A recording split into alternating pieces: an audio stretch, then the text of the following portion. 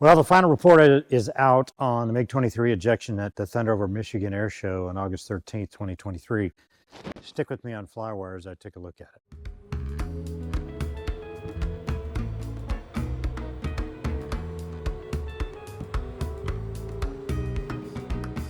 Hi, I'm Scott Perdue, and today on FlyWire, I'm going to delve into the final report from the Mig-23 UB ejection during the air show. UB means two-seater. Sticking to the schedule, the final report is out about 2 years after the accident. Imagine that. I find it very interesting, and I'm going to share what I think about it with you. and it's not complimentary. Reading the analysis section, I really don't find any analysis in it at all. It's pretty much a recitation of the various comments submitted by the pilot primarily in his 6120 accident incident report. I find this odd because, they had input from an Air Force test pilot qualified to MiG-23, an eminently qualified guy, and then there are numerous other veterans and active duty folks from the Air Force and the Navy, maybe the Marine Corps, with ejection seat expertise that could have contributed, okay? There's accident investigation people that could have contributed here. Yet it seems that no expert was included in the investigation, and frankly, I've been a party to several NTSB accident investigations in the past, and I know that using other interested parties to flesh out analysis and the knowledge bank is not uncommon. It wasn't used here. I guess it was cut and dried and they didn't want to spend too much time on it. To put it frankly, you can see the bias in the NTSB approach to an accident investigation, okay? It is to find the probable cause, preferably a mechanical issue with pilot error close behind, maybe equal. I think the overarching concept there is to find the cause and move on as the purpose of and I think the purpose of that investigation there is the at fault. It does not help the pilot, operator, warbird community, nobody in the least. I would go a step further and ask, what purpose does it serve at all? Folks are concerned about commenting during an ongoing accident investigation. The historical preference there is to let investigators proceed without the interference of speculation, which is rampant on YouTube. I like to see the facts and make my own judgment. I think this mindset here is a result of the gold standard examples of accident investigation, like the 30 days, that's the Air Force standard to produce a report. That makes sense, but the NTSB mindset is not oriented towards the user or the community and fails woefully short of what accident investigation should be. Yeah, I know I have a strong opinion here, and I think that the reason you establish a chain of events and the probable cause is to determine the why, so similar accidents like this can be prevented in the future. This saves lives and property. And that, in my opinion, is the true purpose of an accident investigation. It's not to put a label on it and stick it on the shelf. The probable cause is an ancillary byproduct of that purpose. And time is relevant to the aviation community. Waiting 2 years to produce something like this report has no bearing on anything productive, except perhaps maybe a legal proceeding, okay? Not talking about lawyers. Among the odd jobs I did in the Air Force, my Air Force career, were accident investigation, and I happened to run wing life support where I introduced Combat Edge to the F-15E community. And I also taught the ACES-2 ejection seat. This background, I think, is really germane to this accident in particular. I'm going to leave links below to the accident report, video from the USAF test pilot that describes the previous rollback in this airplane, and the stall characteristics of the MiG-23, as well as the links to various supporting documents for you to check out if you'd like, if you're interested in doing that. All right. So where do I start? Well, I'm going to start with a pilot statement. And as a matter of fact, other than the known physical facts and the sequence of events, we don't really need much else to determine what happened, I think, in this accident. You want to hear the backseater story? Okay, see my previous video on the topic. I think he went into fine detail on that, and we don't need any more here. The pilot, who is also the owner of the airplane, is the issue. What strikes me about the statement that he made in his 6120 is the extreme detail in which he describes the event. I'm sure he ran it over and over in his mind, deciding what and why he did what he did after the fact. And the last revision of the report was submitted in June of 2025, just 2 months prior to the release of the final report. One thing accident investigations taught me about is the witness recollections, and that is the longer removed from the incident, the less recollection comports with reality. So, is this pilot's detailed story about a short, very stressful, highly stressful incident that took place or took less than a minute to happen 2 years previous reflect reality? I think the answer is maybe. One thing is certain, the pilot did not voice any of this forced landing plan to the backseater, and if it happened in the moment, if it actually happened, then it was all in his head. And that tells a significant fact about the situation. Let's go through the accident sequence. The airplane had just taken off from runway 23 at Willow Run Airport for the air show. It climbed a bit and then began a slight descent. Okay, the pilot had used min burner, max burner back and forth a little bit, and then he was out of burner, and he says he recognized he wasn't at the target speed of 300 knots. He knew he was above 245 knots, but well below the 300 knots he wanted. He started a left-hand turn to fly behind the crowd for a banana photo pass in front of the crowd. He attempted to light the burner. It did not relight, or did not light, so he attempted it again, and the engine did not respond. He keeps the turn coming back towards the airport behind the crowd. I'll show you a picture here in a second, initiating a slight climb.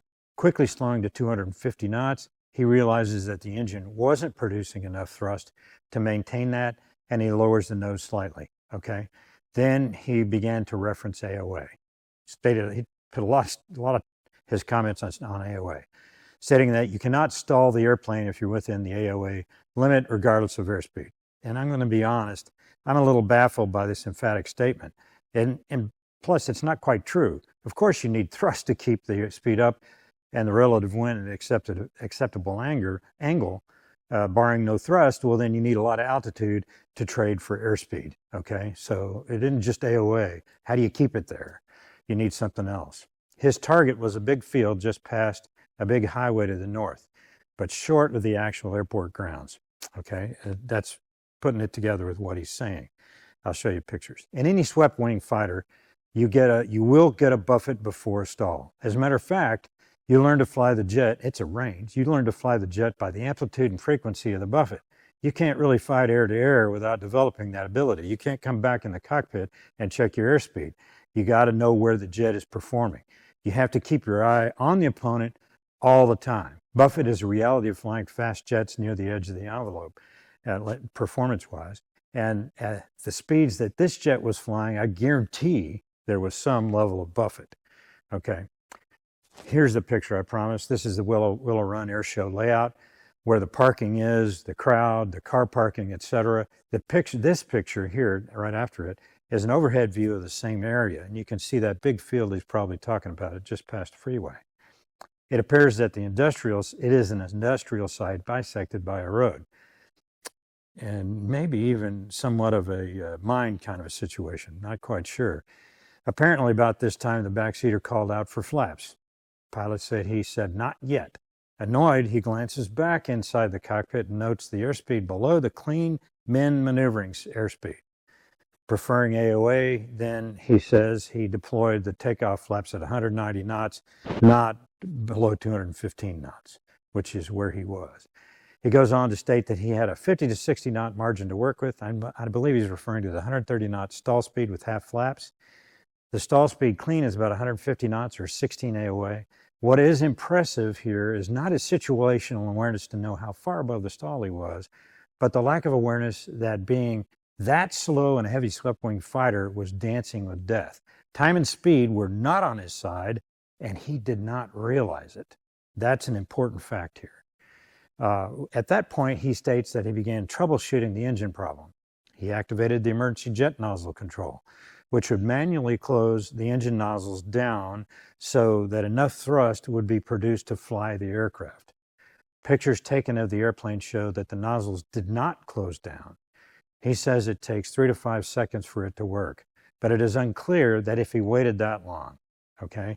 He just barrels right into where he then activated the emergency engine control that would revert the fuel controller to a manual operation.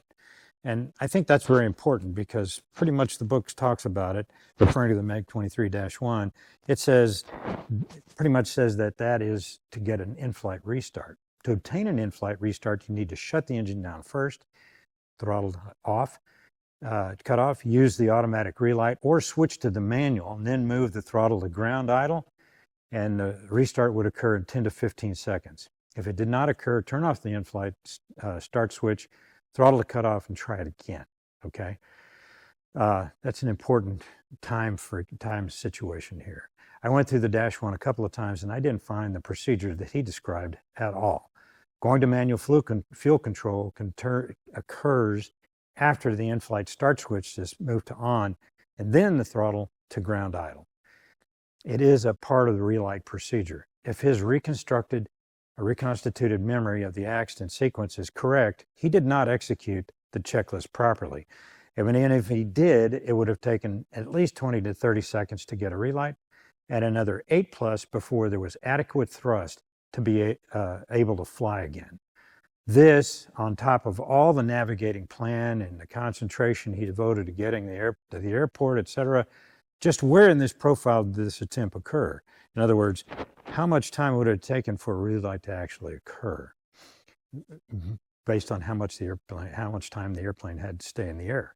He goes into greater detail in that, frankly. Primarily, it appears to me to show how the backseater caused the accident. But for me, it's instructive. It was a prime example of fixation. He was totally focused on getting back to the airport and getting a relight. And you can tell that by his description of the seat firing. He saw an awful lot of stuff happening during the seat firing, consistent with time dilation. He never considered ejecting from the airplane or what the ejection limits were. They weren't in his head. Let's take a look at the plan the pilot came up with. I think the entire event took approximately 30, possibly 40 seconds. Here's a witness video that begins just prior to the ejection to level with the treetops.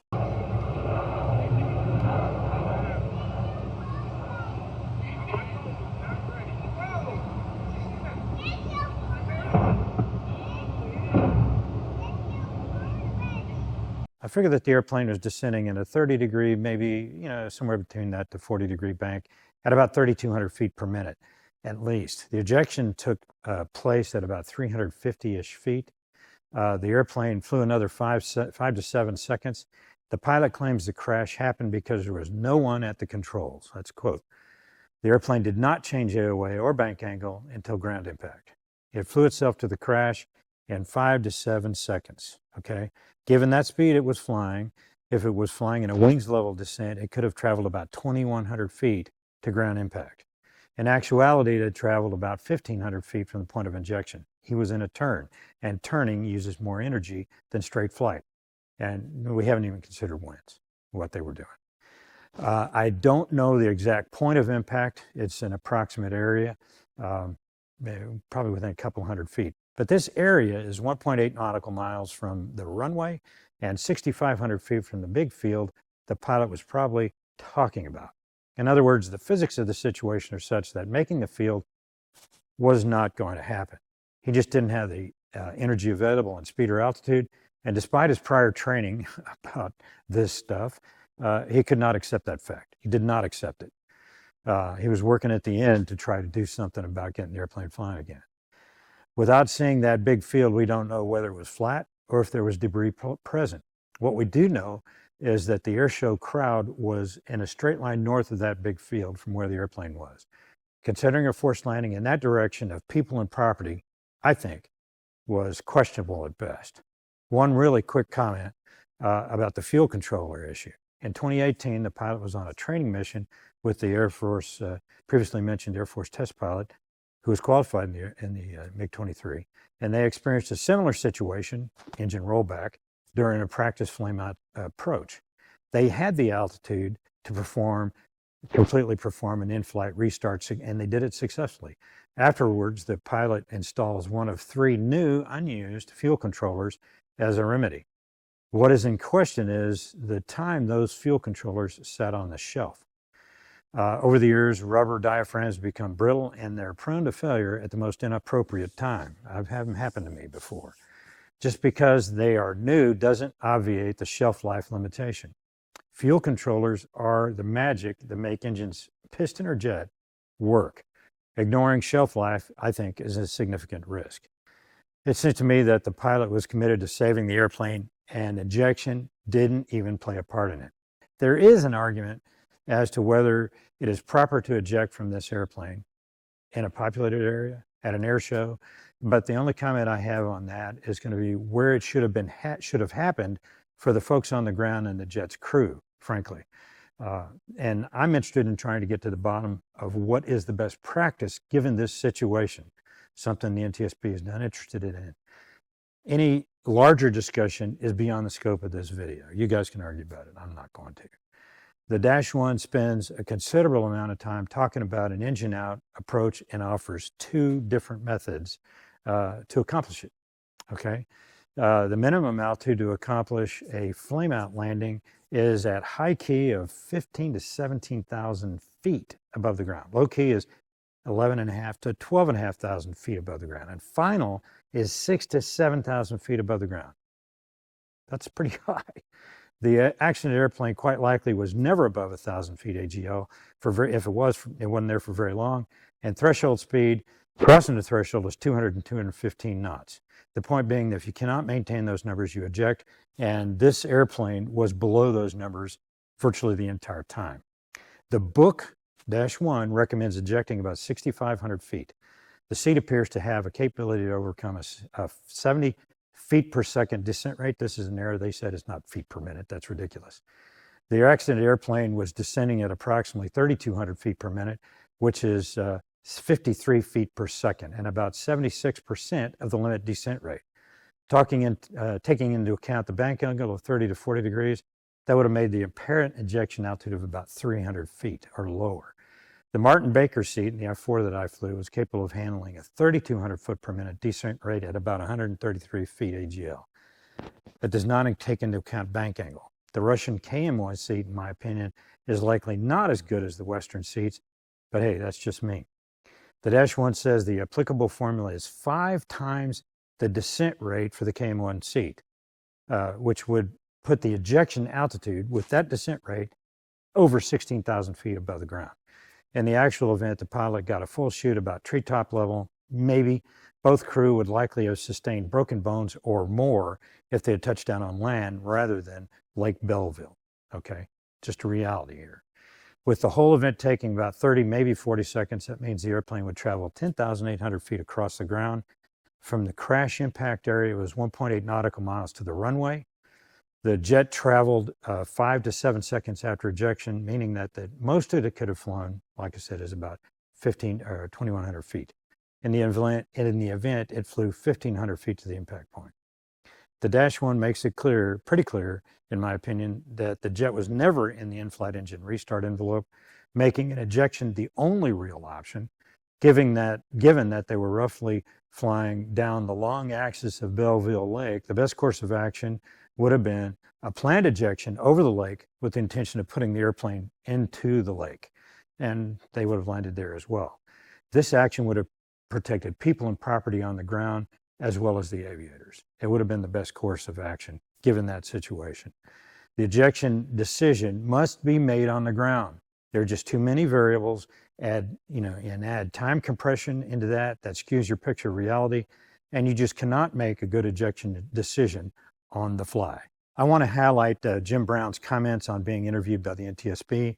He said he believed the pilot only had a few seconds under a full parachute before hitting the water, and that the timing decision would not be in question if this were a military operation. Generally, I agree with that, with one caveat, and that is that I think that the timing decision of the ejection would have been commented on because it would happen at the very bottom end of the envelope, okay? And that's the problem. Gives you no more options. You're right at the end. If you want to stay alive, you're right at the end. You have no other options. You can't put the airplane anywhere or anything like that, okay? And I made that comment to the backseater when I interviewed him in my first video on this ejection. I want you to direct you back to the final report here for a second. In this last paragraph in the analysis section, they make an important observation. Maybe this is an analysis after all. I get that wrong. They get a little nugget in here. Video evidence, this is quote, video evidence showed the ejection seat parachutes did not fully deploy until the occupants had descended just below treetop level. Okay. All right. Maybe that's not enough. It's just an observation. Well, there were mistakes made, yes. Could the verbiage and crew coordination have been better? Yes. Could the airplane have made it to the airport or the big field beyond the highway? No. There's no way on this green earth that was going to happen. The short answer here, I think, going forward, is that ejection seats are just something to sit in for too many people. They do not viscerally understand the survival aspects involved. This pilot didn't. I'm surprised. He's a former naval aviator that flew attack jets, and I'm surprised that this would be the truth of this and understanding this situation, we're so far from him. For him, when things went south, ejection was not even a consideration. No matter the words he uses, he was not prepared to use the seats. And for me, frankly, that's a disqualifier in my opinion. A careful look at the risks, planning for all options would be the correct course to take prior to flight. Okay, understanding the area you're flying and everything else like that. I think it's a glaring shortcoming here that the FAA and the warbird community do not seriously consider or train for the use of ejection seats in warbirds in civilian hands. The military does it. Delayed decision to eject has killed far more pilots than malfunctioning seats. Just a reality, unfortunately. To top it off, a manual bailout from a jet fighter is not a viable option, and neither is a forced landing on an unknown surface. Okay, there's just too much energy. It's going to end badly. Thinking through a forced landing with an inoperative engine scenario, the Dash 1 recommends touching down at 175 plus knots on a known field. Known field. That's 2.6 times the energy of a 100-knot airplane to dissipate. If the airplane if the landing is attempted on an unknown field, the result will most likely be unsurvivable. It's just energy dissipation. A final observation I have for you is speed. The pilot said he was targeting 300 knots, and that was well clear of min-maneuvering, clean min-maneuvering speed, implying he was comfortable. I've got about 3,000 hours flying fighter jets, and I got to tell you that at the speeds this pilot was flying makes the hair stand up on the back of my neck. Even 300 knots is too slow to maneuver an airplane like that, Mig-23, and I would have preferred 400 knots or more. I would have been 400 plus over in front of the crowd at 75 degrees for that banana pass. The decision to survive needs to be made soberly with full knowledge on the ground. In the air, you just have limited time to evaluate the situation, your options, and then to act. For me, it's plain and simple. The MiG-23 pilot and owner of this airplane owes his life to the backseater, and he's lucky that no one was hurt on the ground. No significant property damage either.